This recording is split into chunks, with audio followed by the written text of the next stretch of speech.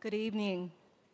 My name is Jin-Hee Kim, and I help out with public events and community and public engagement here at Aspen Institute. I'm about 3 months into the role here, so you can imagine my excitement and a little bit of terror when I was asked to introduce a session with Julia Louis-Dreyfus and Sam Fragoso. So to say that I was excited actually is a bit of an understatement, because you see, to start, with Sam, he has been called the modern-day James Lipton, Roy Firestone, and Barbara Walters, which you can see the consistency. They get people to cry, and this is why we watch. He elicits emotions even the interviewee isn't expecting from questions that they may have been asked before. The only thing you can be prepared for with a Sam Fragoso interview is to be unprepared for what you might see or hear or feel. While Julia Louis-Dreyfus needs no introduction, I have the privilege of personally thanking her for being more than what we've all come to know as a comedian and actor. She's actually a true artist of her craft. With an extraordinary breadth of work, from Seinfeld to Enough Said to Veep and to the most recent Tuesday, and as a recipient of numerous awards and accolades, including the Kennedy Center's Mark Twain Award and the National Medal of Arts, she is not only a fan favorite, but a force of creativity. Julia has said that she is open to any good material, and I think it's safe to say that we are open to anything Julia. Julia Louis-Dreyfus and Sam Fragoso.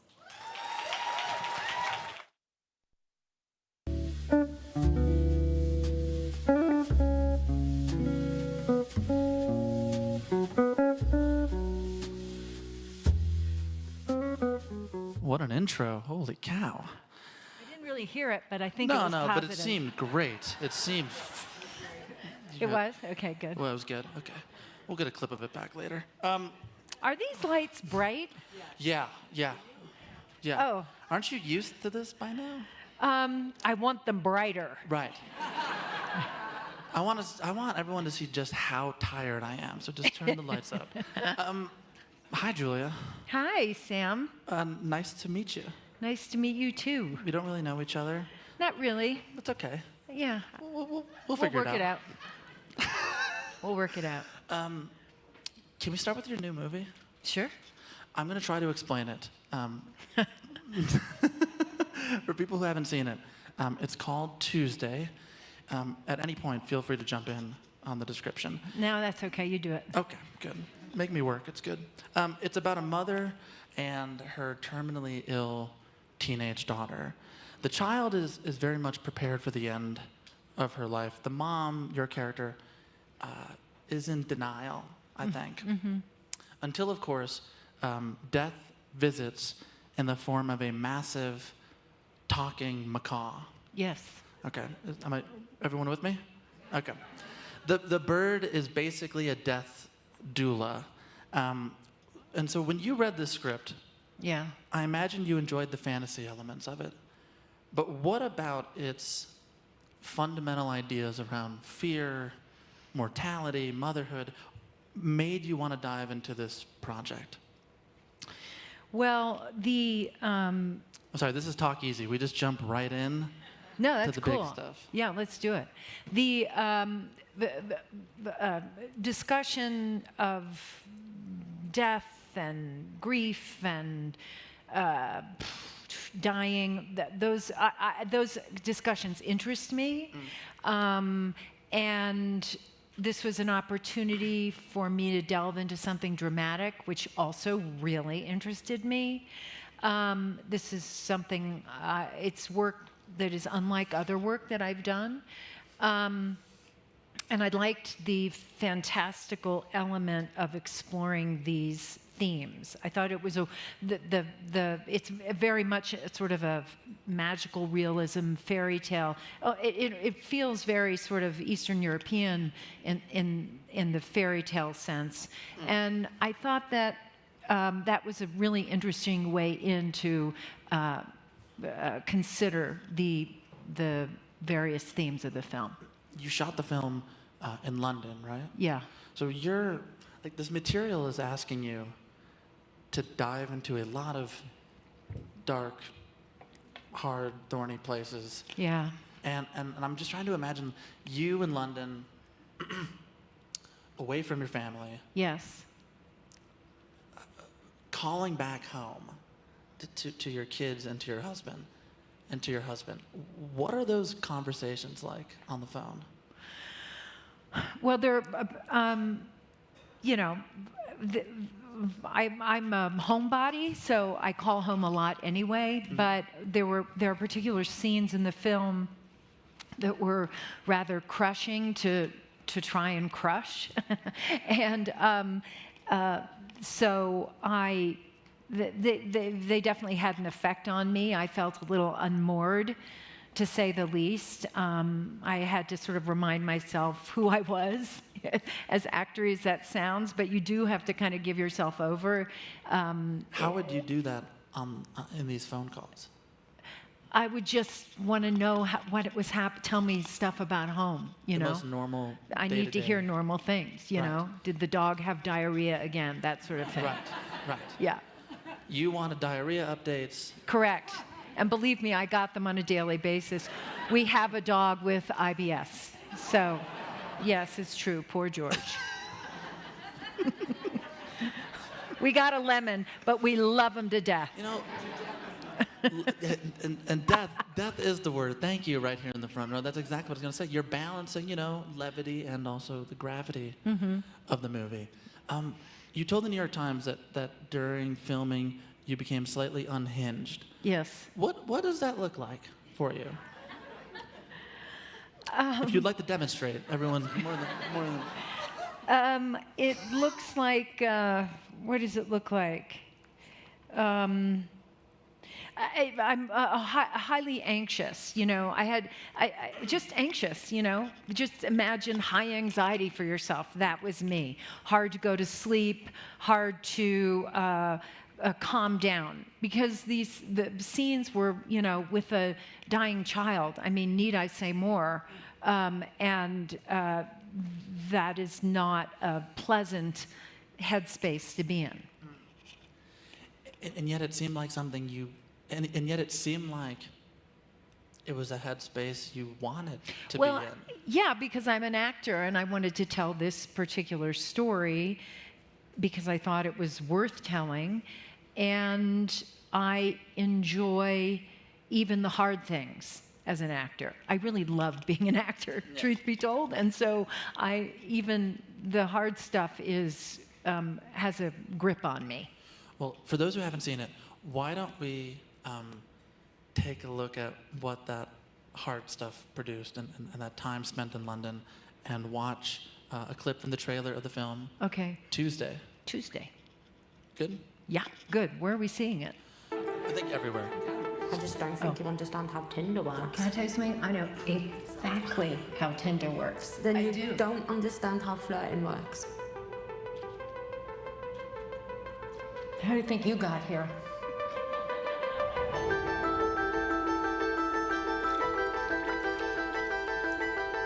It hurts Where, honey? everywhere.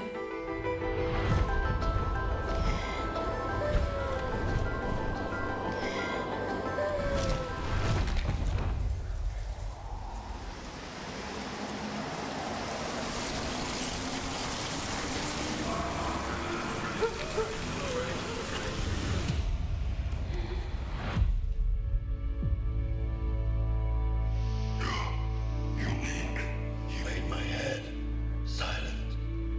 Who are you talking to? Can you please just come out so she can see you? Madam, you need to say goodbye to your daughter.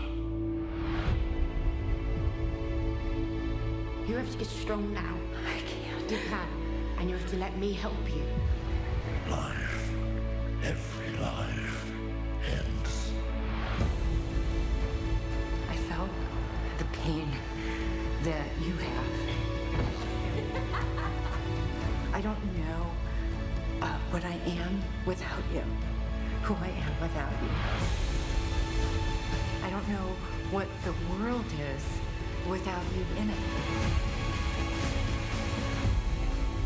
I love you more than anything in the whole world. You'll be okay. Promise. Promise. Promise, promise. Promise, promise.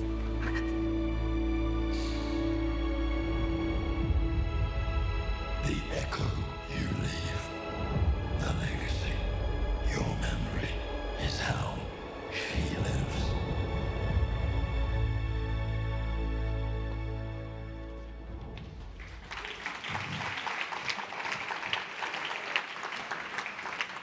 It's true. I got an email right before we started. They're actually canceling the Oscars this year. They're just going to give it to you.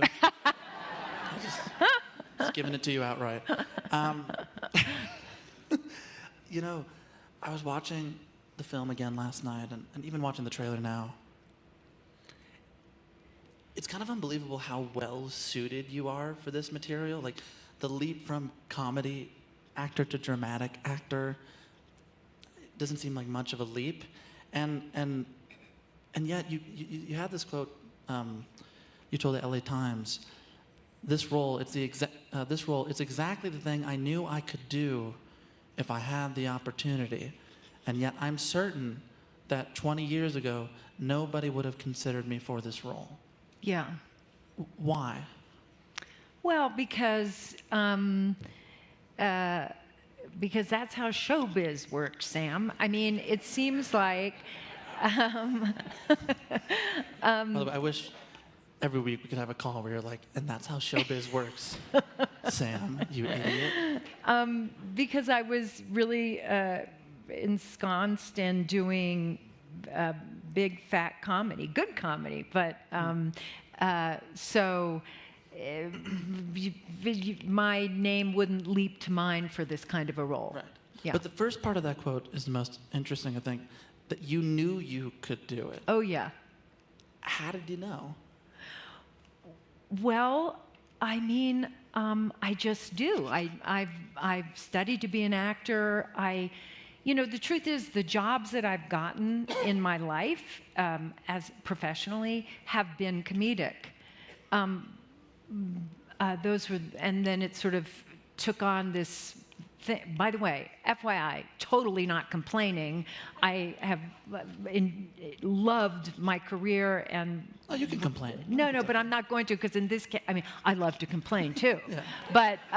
Doesn't that annoy you when people say, "Oh, no complaints"? How do you have no complaints? Oh no, I don't complain. understand this. But Fran Lebowitz said, complaining is just telling the truth, which I really appreciate. Yeah. But anyway, now I forgot what I was talking about. No, the thing that you're talking about is that you studied acting. Yeah. You knew that you That's could do right. this. Yes. And I guess I want to go back to the young Julia that knew that she could do this, that had these sort of acting convictions. Yeah. Do you Do mind you if- mean like when I was doing Sorry, Wrong Number in my parents' basement and I played Mrs. Stevenson? Because that was extraordinary, ladies and gentlemen. I heard you would invite the neighborhood to come. Yes. And you would charge them admission. Yes. Yeah. I Didn't would you get charge- mad when people didn't do their lines right? You bet your ass I did. My neighbor, Michael Edson's, he was, I believe, 6 or 7, and he was playing one of the murderers, and he screwed up the line, and I was like, By the way, by the way, I was 12 Yes. or 11. never too young to receive notes. Never too young. I wasn't going to talk about that, but Okay, I'm glad no, you sorry, did. I'm going off on a tangent. No, I want to go to you at 18, so not that far off. Okay. Okay. You're a senior at Holton Arms. Correct. It's an all-girls school in Yes. Maryland. I don't know why I said that like it was a bad thing, but it's not. One of your favorite films at the time was a movie called Julia. Yes. It's starring the great Jane Fonda. The wonderful Jane Fonda, who's here, I understand. Is she? I don't think she's in No, here. I don't mean here. I mean here. She could be a big Julia Talk Easy fan. We don't know. Okay, so when it comes to like high school graduation, it's the end of the year, and there's a yearbook that goes around. And of course, when you're a senior, you get your senior quote. Yes. And the quote is supposed to represent who you are and what you want to communicate to your fellow classmates. Yes. Parting words to all the kids you went to school with. And I thought, if you wouldn't mind, we'd read from some of those pages from the class of 1979. Okay. Do you want to give context for this quote? Sure. Don't seem so excited about it, though. Should I explain what the quote is? I think a little. Yeah. So this quote is actually a Lillian Hellman quote. And it's from, I guess, the story she wrote called Julia. And so this is the quote. Old paint on a canvas as it ages sometimes becomes transparent. When that happens, it's possible in some pictures to see the original lines. A tree will show through a woman's dress, a child makes way for a dog, a large boat is no longer on an open sea. That is called pentimento because the painter repented, changed his mind. Perhaps it would be as well to say that the old conception, replaced by a later choice, is a way of seeing and then seeing again. That is all I mean about the people in this book. The paint has aged, and I wanted to see what was there for me once, what is there for me now. It's a great quote. It's very, very highfalutin for an 18-year-old to put that on her senior page. How was everything going in high school? I was aspirational, let us say.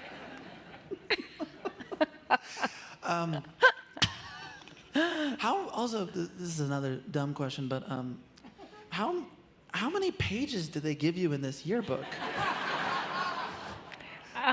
Because this is like, It was. I think it was a full page, and it was small type, crunched down. That's good. It was very important to me to put this on the page. Listen, it could have been something from Winnie the Pooh or something. No, That's what most people. how did you know that was mine? That was mine.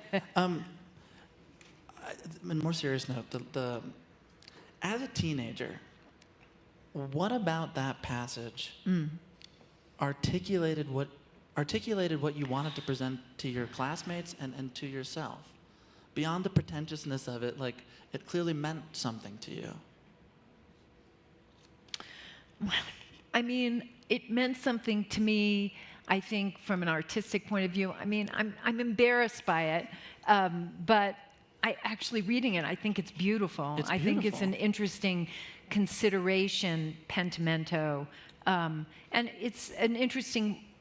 It's a true way of viewing life. I mean, your experience when you're 18 is that experience then, and then when you are 35, you consider that experience, and you might be seeing it through a different lens, and something is showing through the paint.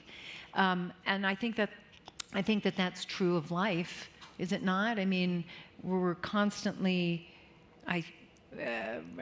reconsidering realities based on experience. It also reads like someone who wants to desperately grow up and not be a kid anymore. Well, let me tell you, that was definitely me. Yeah. Okay, that was you. Oh, yeah. And you knew you wanted to act, you knew you wanted to do this. Yeah. I guess, that yearning to be taken seriously, to grow up and become an adult. One of the subjects that you often come back to on your podcast, Wiser Than Me, which if you haven't listened to it, is very good. Thank you. One of the subjects you come back to again and again Yeah. is ambition. Uh-huh. And which for women in 2024 is a thorny subject. Is it still? I think so. Yes, it's such Wow. a shame. Okay. This is why we do a live show. It's Yeah, good. I love it. It's a call and response. And I can imagine in the 80s, when you're first starting out on SNL, it was even more challenging. Yeah. How did you understand your relationship to ambition at that age? I didn't understand it. I felt it. I felt maybe shy about it, but it didn't keep me from it. And What do you mean by that? I didn't want to articulate it. There was something I almost didn't want people to know. It was my secret, but I had it. Right. Yeah. And you were on this show at 21. I mean, you were like the youngest castmate Yeah. at the time, right? Yeah. So were you able to hold the creative person you wanted to be and the ambitious person? Like, how did you think of yourself in that moment? Well, it was really rough. It was very hard to be. This was Saturday Night Live, and I was very. I was really naive and green as green could be. I'd only done. I was in college. I was doing theater in Chicago while I was in college, but then they plucked us out of. I left school to do SNL, but you have to understand that I grew up. I was in junior high, high school, and stuff in the '70s, right?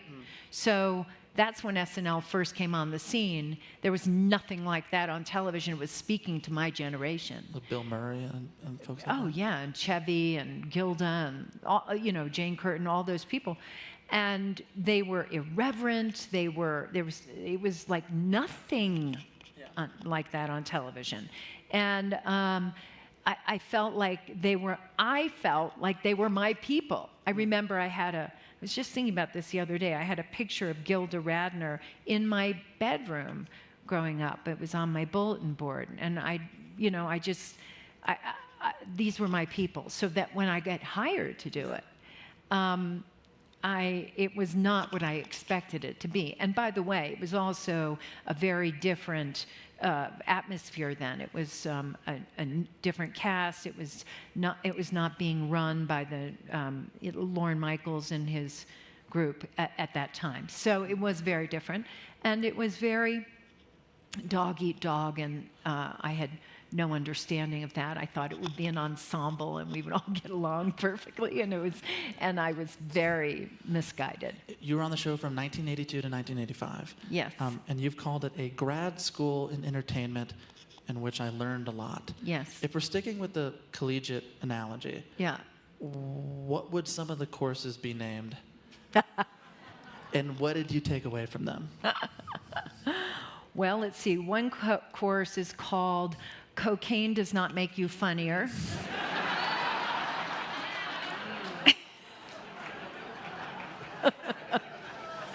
That's just entry level, so that's right at the top. Yeah. It's a good life lesson. It is a good life lesson. I remember these sketches would come to the table read. They're like 18 pages long, and there's one writer in the corner who wrote it, and as it's being read, he's like, ha, ha, ha, ha, ha, ha. And you're like, I remember thinking, what is up with him? Anyway, yeah. So I passed that course. Okay. Yeah. You passed that course. Were there any other classes you want to shout out? Oh boy. In terms of lessons that actually mattered to you and how you move forward from this. Yes. Well, the big takeaway for me, as simplistic as it sounds, was I'm not going to do this anymore if it's not fun.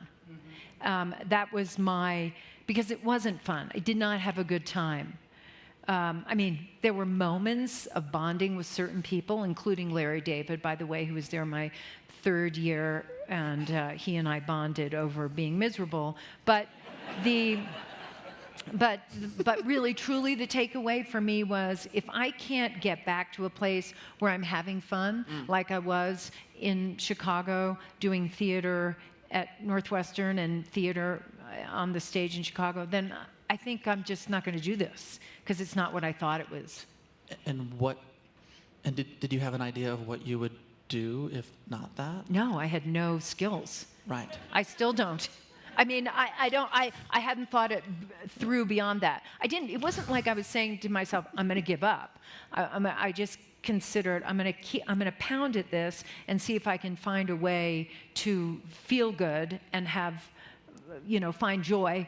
But that's going to be that's going to be what I'm reaching for. So the one bit of joy, the only silver lining of SNL seems to be Larry David. Is that fair? Yeah, although I didn't know it at the time. I Right. mean, but yes, I mean, and by the way, I made friends there, so I don't want to make it sound like Okay. it was all shit, but But you bonded over misery. we did indeed, yeah. Okay. He's pretty well known for airing his grievances. Yes. Yes, he based a Seinfeld episode on that called Festivus. For the rest Yeah. of us. Yeah. Right. I forgot my poll at home, sadly. He is like, that was a deep cut Seinfeld bit. That was no, a great episode, by It the is way. really good. Jerry Stiller. Oh, My please. God, rest in peace. Rest in peace. God love him to death. But he really is like the Michael Jordan of expressing discontent. And so I want to know, the two of you, did the two of you complain about the same things? Sure. And okay. Yes. And what were they? Nobody knows what's funny here. Nobody gets what we're doing. They're not putting my sketches on the air. They're not putting me on the air. In that general Stuff like vicinity. that. Yeah. You once told an interviewer that if you ever had a memoir, it would be called Frustration, I Love You. Mm-hmm. Is that still true?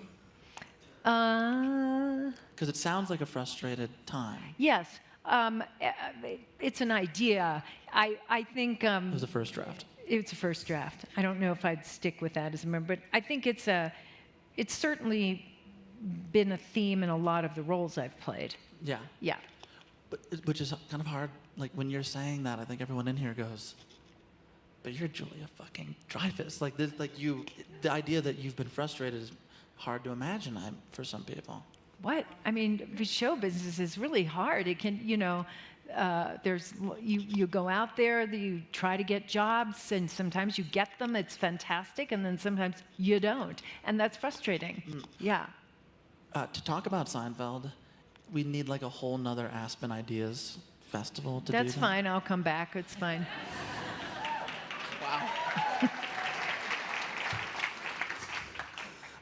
What a nice offer. That's not what I thought you were going to say. It's relaxed. It feels very chill here. I like yeah, it. it was. We're doing. Has it been good so far? Yeah, I think. You? Okay.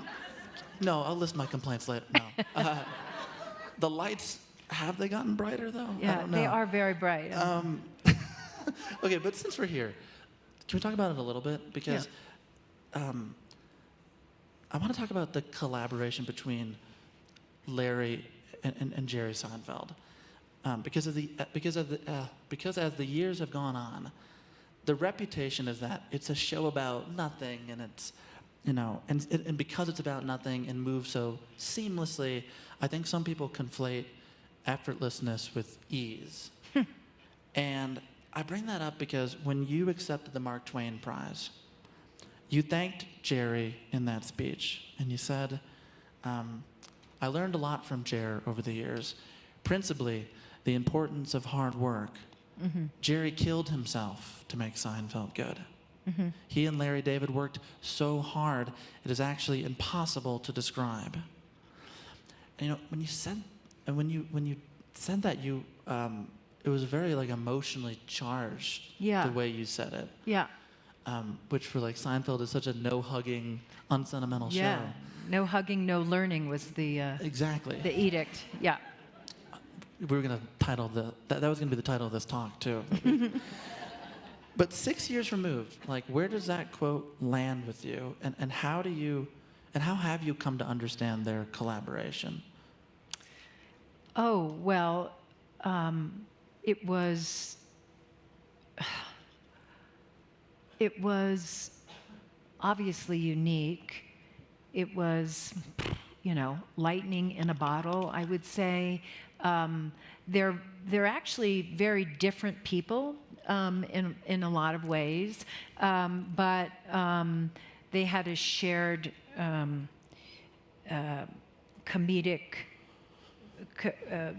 comedic brain. Brain trust kind of thing? Yeah, but they came at moments from a slightly different angle, but they came at the same moment. How would you describe each person's angle?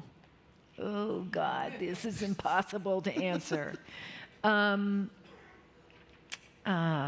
God. I have to think about that. I'm so sorry, you It's guys, okay, because it's it's okay. like it's in my, it's like practically in my body. It's hard to sort of articulate it. Yeah. Larry was a hand wringer. That's no surprise. Jerry was more open, and the combo. I wonder if they would agree with me on that. And the combo of those things, but they were both. They would not give up. They were a dog with a bone. They were two dogs with the same bone. Right. Yeah. There you go. That took forever to get out. Sorry. You know, the beautiful thing is, we're grateful for everyone here, but people will listen to this later. It will be edited. We're going to sound Yeah, great. thank you. Oh, I appreciate that. it's- Just go straight to the dog and the bone thing. Go to the diarrhea joke, definitely, dog and bone. You said recently that you don't think Seinfeld would get made today. Why? Well, I say that because I think it's very hard today to get anything that's off the beaten path made. So I think that is, you know, people are a little bit more nervous these days, and Seinfeld barely did get made, by the way. Right. They did the pilot, and then they ordered 4 episodes. Like that was a huge stamp of approval, and then after that, the next season was 13. So it was like But anyway, it was not like the standard sitcom on television back then. You know, it was Cosby and Cheers, and it was very, the comedic structure of those shows was recognizable. And by the way, I'm not taking away from those shows in terms of the quality of them. I'm just saying that there was a way of coming in and telling a joke that was pretty recognizable, and that was not the case on Seinfeld. You know, when I ask that question, and it's happened a few times, this front row I'm loving, they answer it a little bit sometimes for you. And I think someone said political. And I'm thinking, like, political correctness in comedy is a subject that is brought up almost exclusively on CNN, podcasts, or around a dinner table where people are bored and want to fight about something. That's the first joke you liked. Okay, good.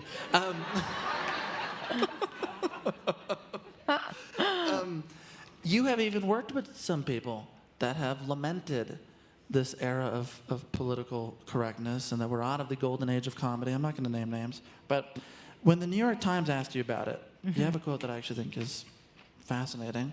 I don't mean actually, most of what you say is fascinating. But you said, I believe being aware of certain sensitivities is not a bad thing. When I hear people starting to complain about political correctness, to me that's a red flag because it sometimes means something else. When you say it sometimes means something else, what are you thinking about exactly? I think what I want to say is that I want to double down on being sensitive. I think that We're in Aspen, double down. I am. I think that I believe that looking at material and art through a different lens can be helpful, and I would posit that if you were to look back on any art 30, 40 years ago, you will find things that might not stand the test of time today. And that's interesting, isn't it? And so it then stands to reason that there may be things we're doing now that don't stand the test of time. And it's perfectly okay to consider that all the time. And I am a fan of comedy, even comedy that fails. And I also said I reserve the right to boo what I think is shitty material or offensive material. But comedy is about taking risks.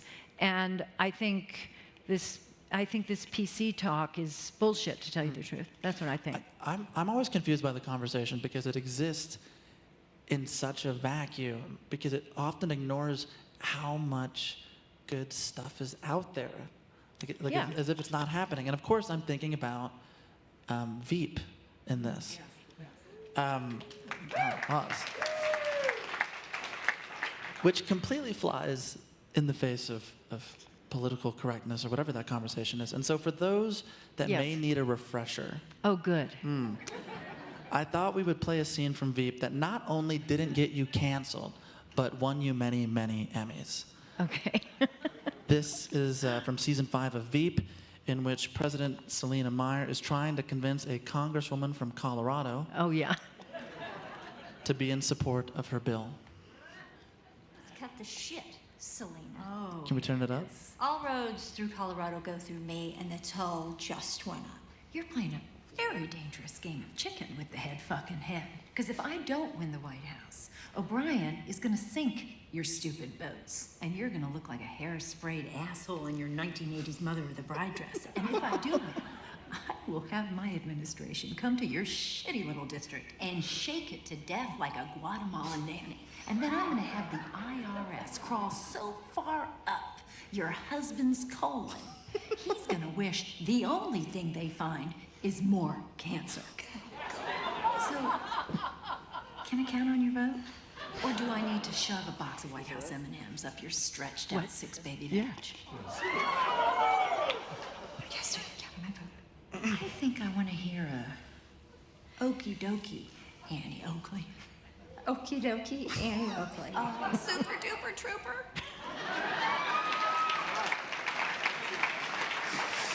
Ay, ay, ay.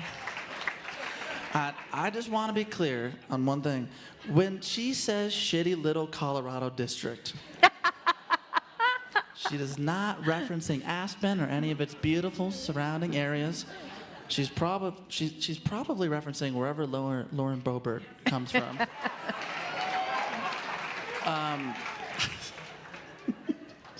Where is that, by the way? Could someone say that? Here. And Lauren's here with you? Oh, there it is. I didn't hear it. Wow. Okay. Quickly change the subject.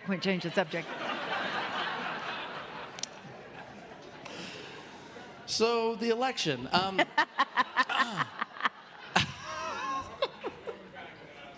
No problem. Hi. Hi. The lights are definitely brighter, right? I know. Right? Brighter So and brighter. The show, I really do, I mean, though, like, you watch that clip, not canceled, you have more Emmys than fingers, you're good. Thank you. But I mean, like, those jokes can happen, and it's fine. It's fine. I feel like we all need to reset a little bit on that conversation. Can we go to Sunday, September 17th? Yes? 2017. Uh-huh. It's going to make sense. Hold on. That night you win an Emmy. Uh-huh. And she's like, okay, it's making sense. It's going to work. You make history that night when you win the 6th Emmy for playing Selina Meyer, which I think is the most anyone's won for playing one character. Mm-hmm. The next morning, it's Monday, you get a call from your doctor. When you replay that call in your head, what does it look and sound like? Well, the call was from my doctor saying that I had breast cancer. And so it was sort of, it was like a cartoon, just when you thought you'd made it, you got crushed. I got crushed in that moment. I actually started laughing, believe it or not, but that actually makes sense. It was hilarious to get that news on the heels of the night before. And then, of course, I started to weep. But, and then I just got into, let's go mode, after that. I mean, pretty quickly. What did that look like?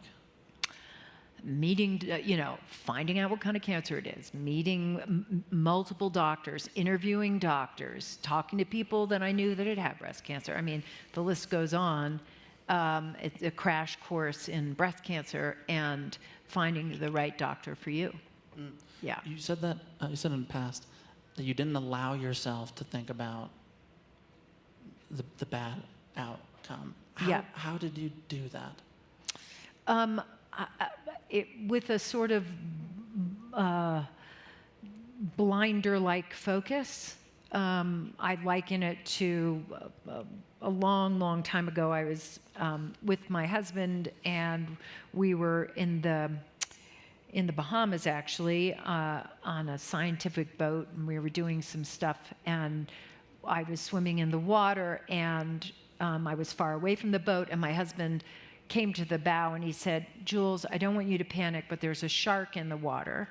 And it was, in fact, like a 12 or 13-foot bull shark. So it was a significant animal. And he said that, and I saw the ladder on the boat, and I just swam towards the ladder. And I just kept my eyes on the ladder, that I was getting to the ladder. And that's exactly what I did with this diagnosis. I did not, I could not allow any other thing to come into my head. You focused on the ladder. I focused on the ladder, yeah. And it got me through, yeah.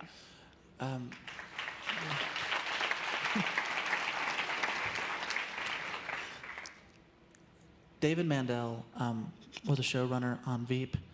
You worked with him back in your Seinfeld days. Yes, and also on Curb. Yeah, just the best. Yeah. And he gave a quote to the New Yorker, because he was asked about that time, that period when you were sick, and the changes in schedule of the show and all that, and also what it did to him. Yeah. And he said something that I have to tell you has just stayed with me, all week. So I'm just going to read the quote and see if it lands. We keep touching the foot. I'm sorry about that. Oh, it's fine. I didn't notice it. These are wedges, so it's probably not a problem. It felt fine. It was okay. This is me putting off the emotional quote. Okay. I had the sense of the walls closing in on me. And I was racked with guilt and other weird Jewishness, and I was a goddamn wreck. She seemed great. Then we watched her go through chemo, and you can see its effects on her. She got thinner and thinner, and we couldn't hug her because we were afraid to get her sick. It was the first time that all of a sudden she looked her age and seemed human and vulnerable. Did you feel those things too in that time? Which things? Human, vulnerable. Very. In ways that he makes it seem like he had never seen from you before. Well, it's a very dear thing that he says, and I love Dave Mandel with my heart. It's funny because he did something, and actually hearing that, I'm thinking about this in a new way. Speaking of Pentimento, originally, when I was first diagnosed, I had this idea that I was going to still shoot the show of Veep in between chemo treatments. I had this, so I can keep working. It's going to be fine. Well, You'll squeeze it in. I'll squeeze it in. Yeah, squeeze it in. And we may have to slow the schedule down, but I can do it. Well, obviously, that was... and he was like, sure. Bless him. And then... that was not possible. But what was possible was I had chemo treatments every 3 weeks. And in that third week before the next treatment, I would start to feel better. And so what we would do is we would all gather and have a table read of the next script. And I realize now that they were sort of... It was a kindness, And because we would all gather, and we would read these scripts, and I would give notes on the scripts and stuff. But it was a real gesture of love for them, and it kept me looking at for that letter too. You know what I mean? Yeah. I love that. Yeah, it was really dear. It's odd how kindness can move us like that. I know, right? And it was, you know, at the time I thought I was helping them because I was working on the show with them. We were working on, for real, you know, coming in, they said, this doesn't work, we need to retool this, you know, giving all these, but I think it was the other way around. Yeah. I hadn't even considered that until this moment. I love that. You know, there was another very supportive person within the first week of your diagnosis. It's my understanding that then Vice President Biden called you. Mm-hmm. And, you know, most people don't get to speak to the president or any of the elected officials that we are asked to take a leap of faith for. Mm-hmm. And I wonder if there's something in that call with him, in that exchange, that the public should know about the president, like something they perhaps don't. Well, I hope they know that he's a genuinely kind and decent human being. He wanted to know how I was doing, who my doctors were, did I need his help? He was working on the cancer moonshot. Bear in mind, his own son had, I believe, was struggling then, or perhaps he had just passed away. Forgive me, I don't know exactly that timeline. But this was something that he was living and breathing, and he took the time to really reach out in a very fundamentally kind way, and because he is a fundamentally kind person. You know, you've done so much work, activist work, electoral politics, both locally and nationally. Yes. In 2020, you were part of the Democratic National Convention. Oh my God, yeah. How much fun was that? It was terrifying. It was during COVID. Yeah.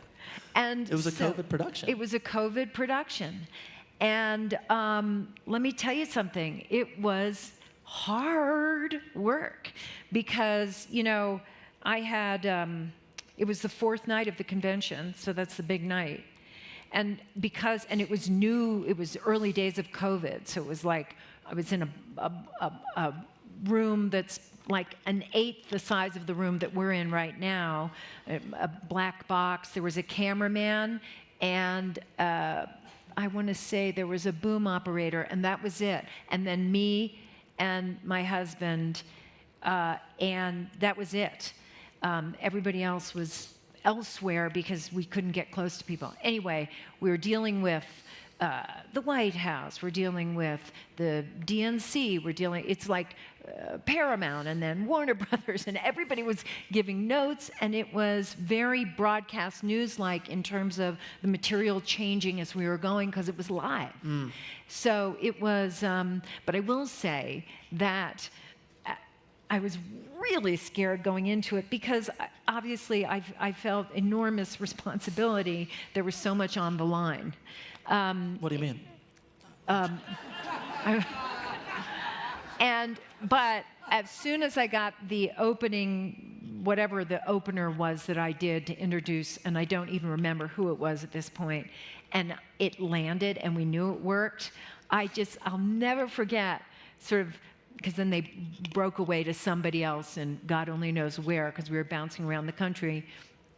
And I looked at my husband, Brad, and we had been working on the material together, along with Dave Mandel, by the way. And I looked at him, and we were just like, yeah.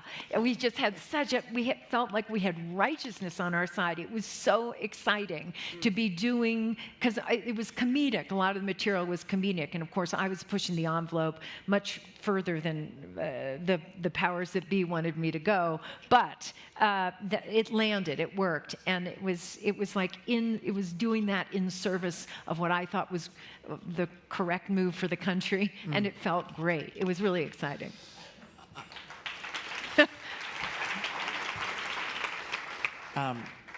There were a lot of good bits that night. You really did a good job. Oh, thanks. I don't remember any of them. I blocked them out. It was all so crazy. I don't have them here for us. That's fine. Don't worry about it. Okay. The late Norman Lear, who I know meant a lot to you, meant a lot to me, probably a lot of people here in this room. He often said that celebrity is something you can spend. Yes. How are you thinking about the ways you want to spend whatever capital you have as we enter this election? I was trying to find the adjective, but I just don't have it right now. Well, it is an election, Sam, for sure. I am focused, well, fundamentally, I'm focused on helping President Biden get back into office again. So that's number one. And I am doing that by, I'm really focusing on down ballot races, because I think that that is where sort of, that's kind of a, how can I say, this is where democracy lives, in state legislatures, certainly nowadays. And so I'm taking whatever, spotlight I have to bring to those races, and hopefully shine light on significant races where it may be tight and we have a shot of winning, the good guy winning. You said in 2020, when you and your husband were preparing the material, it was a big moment. It was an existential moment. Yeah. Do you view this election in the same light? I do. I view it in exactly the same light, except even more so now, because I believe that the other one, the one who shall not be named, has made it clear who he is. Yep. And so that frightens me. And I think we know what will happen if he's elected, and so it must not happen.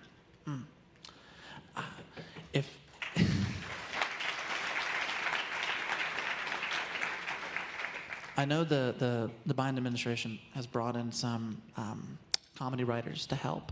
Would you ever go in and give notes? Yes, they asked me to, sure. Okay, we'll have to make that happen. Jane Fonda, I want to bring it all the way back to where we started a little bit.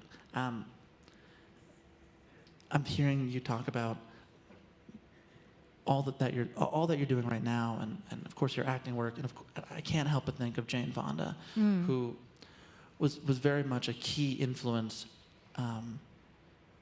for your podcast, Wiser Than Me. Yes. And I'm thinking about how she talks about life in 3 acts. Yeah. It's like 0 to 30, 30 to 60, 60 to 90.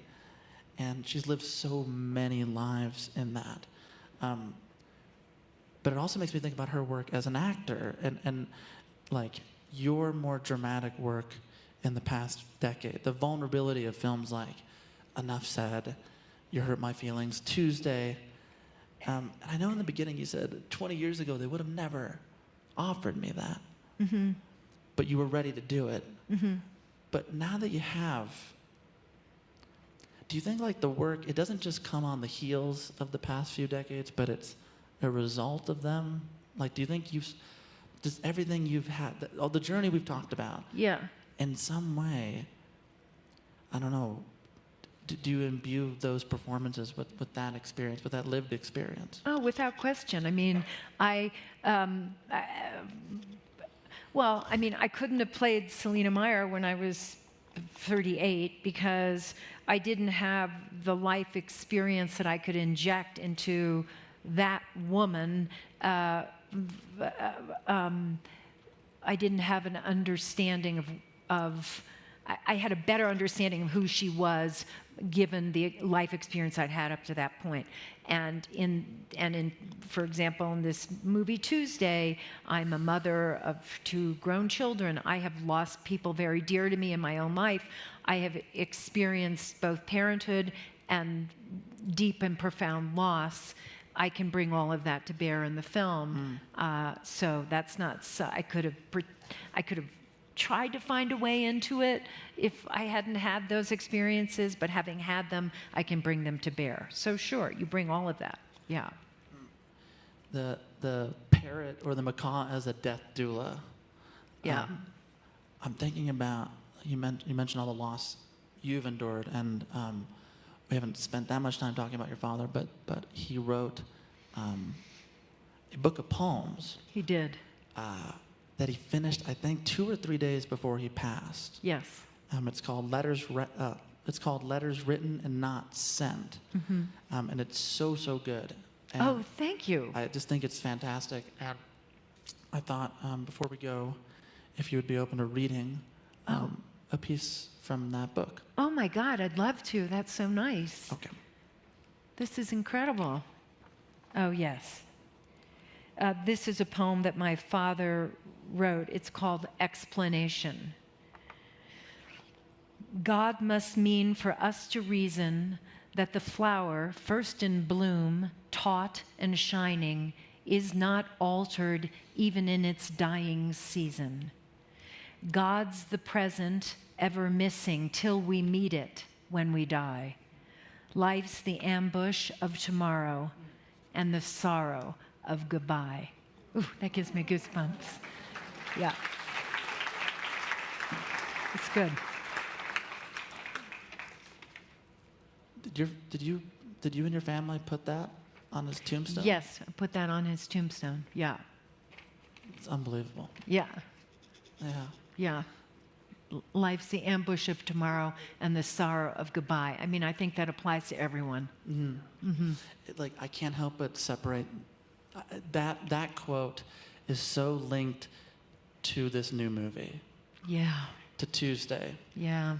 And there's a line in it where the macaw, and again, you have to see it to believe it, but the macaw says to your character, a mom that's in denial, a mom that doesn't want to say goodbye, that how you live it is how she lives. And I'm thinking, like, in the Fonda 3-act structure of life, Yeah. you just started your 60s. How do you want to live it? Oh my God. Fully, openly, with arms outstretched. That's how I feel. It's funny, you know, I feel youthful in that way. You know, I want to try new things. I want to keep fighting the good fight. I want to look for good art. I want to fully live my life and be hopefully a good person doing so. Yeah. I love that. So basic, but I think everybody feels that way, right? What's kind of amazing is your first 2 acts, you've lived so fully. So to imagine the next one is kind of impossible. It's going to blow your mind, It's Sam. going to blow my mind. And obviously, we're going to have to come back to Aspen to talk about it. No fucking way we're not going to. But truly, I so love all that you have brought into this world. Thank you. In Act 1 and Act 2. And whatever happens next in Act 3, I'm so looking forward to it. And I thank you profoundly for the time tonight, truly. Oh, that's so nice of you. Thank you. This has been really fun. Julia Louis-Dreyfus, everyone.